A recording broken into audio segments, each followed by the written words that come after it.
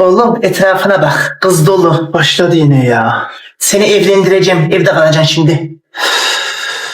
Şu Fadime'nin kızı. Avukat. Maşallah fiziğine bak hele. Şu kızı sana alayım mı? Ne diyorsun anne ya? Ben evlenmeyeceğim. Ben böyle çok rahatım. Bak bu da Güllü'nün kızı. Oğlum baksana.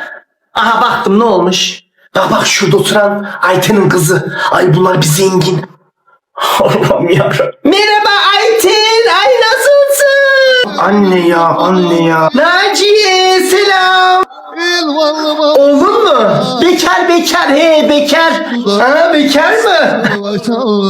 Şurada bir kırmızı elbiseli var. Ama onu ne vereceğim kız? Akılsız. O kızın adı çıktı Allah canını almasın değil mi? Erkeklerin arabasına binip gidiyormuş he. Başıma gelene bak. Allah her şeyi biliyor bu kadın ya. Sakın bu tarafa bakma. Bir de buraya bakıyor. Sanki seni alacağım gelin diye.